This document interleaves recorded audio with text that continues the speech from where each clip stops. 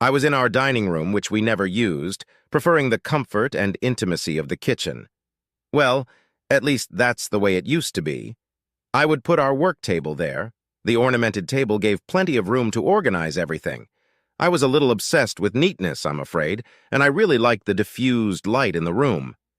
She walked in. The new high-heeled shoes she had started wearing recently clattered across the floor, heralding her arrival. She called out to me, but I was right in the middle of something, so I didn't respond until I was done. "I'm here," I called out excitedly. "Can you come in for a minute?" She appeared in the doorway, rolling her eyes. "Well, what now? I have to be somewhere soon." I hugged her, 29 years old, 5'7", 50 pounds, very nicely built. Nice breasts, not big, but very responsive. No kids, so she didn't have to lose weight after giving birth. She was within a pound or so of when I married her 4 years ago. I'd always liked her brown hair, and I was angry when she announced 4 months ago that she was going blonde. It made her look like, I don't know, kind of cheap. But my opinion might be a little biased. "It won't take too long, and besides, I have a feeling your appointment is canceled. Come on, the sooner you do it, the sooner I'll be off your back. And you've been pretty clear lately about where you'd like to keep me." She sighed, rolling her eyes exaggeratedly, sitting down across from me. "Thank you. Like I said, I'll try to be brief. I need you to think and be truthful.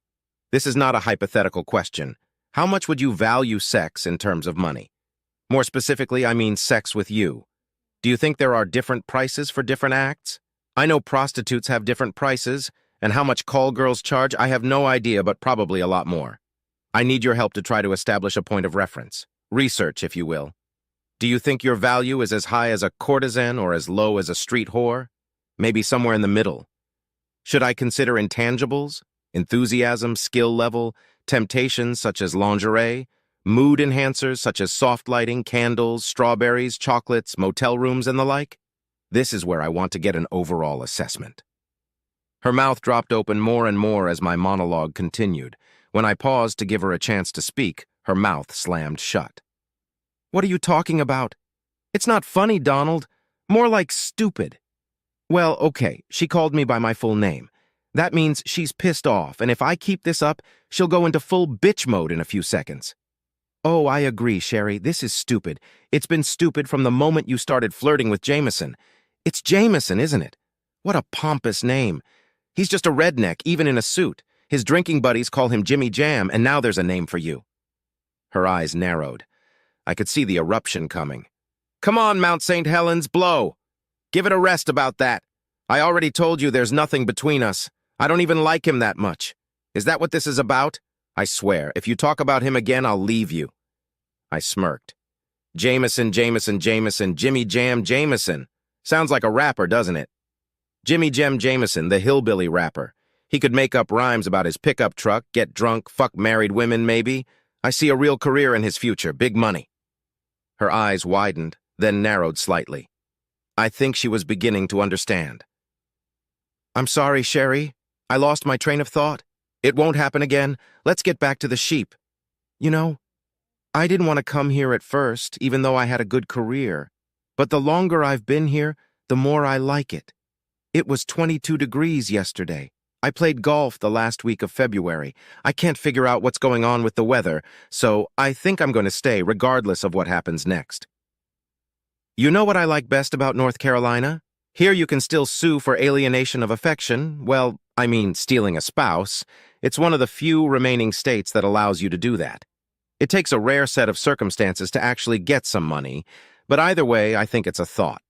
That's why I'm doing all this research. I want to provide a detailed report, full details of the behaviors and their frequency and how I arrived at these numbers. I have some videotapes, some witnesses, basically enough to establish a point of reference. But if you could clarify how much you think a night with you is worth, that would help a lot. Kind of like asking an expert. My lawyer laughed his ass off when I told him what I wanted to do, but he kind of backed it up at the end. Something about precedence. Gee, it might just change the way people file these kinds of lawsuits.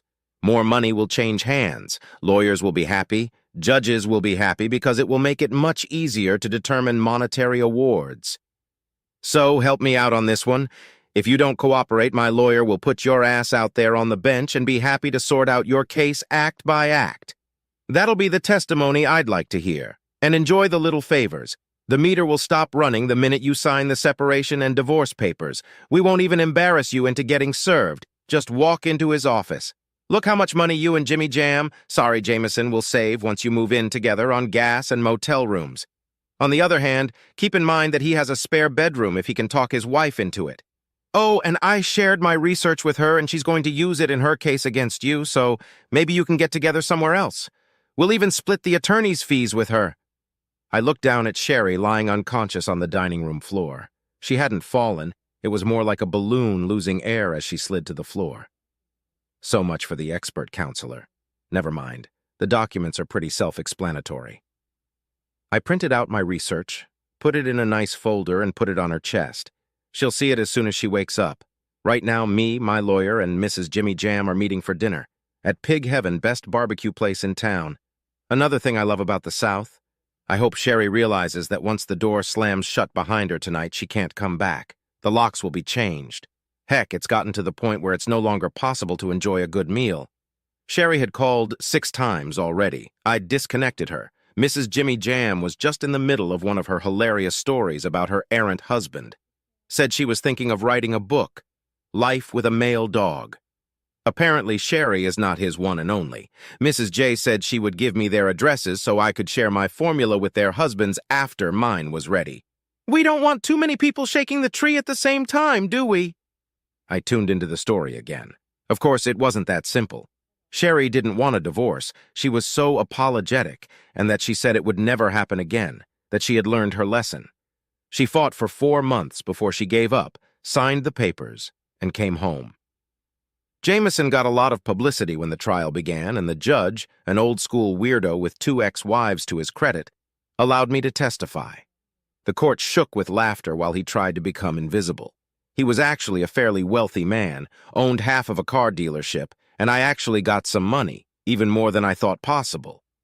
Mrs. Jameson ended up getting the house and a 4th share of the car dealership. Once we were done, she turned my research over to the other 3 husbands, and it looked like before it was over, he'd be lucky to still have a job as a car salesman rather than a share in the dealership.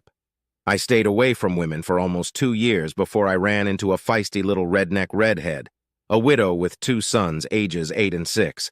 I coached her kids in basketball, which a friend had talked me into, and though we didn't hit it off right away, we gradually grew to like each other.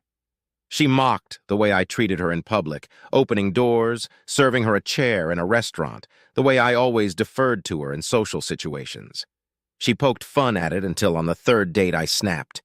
You don't like being treated like a lady, fine, but if you date me, know that I will treat you that way. If you want to be treated like a thing, go back to the rednecks. Her eyes went wide, but she modestly waited for me to open the car door as we drove away and remained silent on the way home. Afterward, she apologized when I walked her to the door. I explained as best I could. Look, this is the way I was raised. My grandfather was old-fashioned, saying treat them like a lady in public, like a partner in private, and, well, the rest was about the bedroom. Her eyes seemed to glow in the moonlight.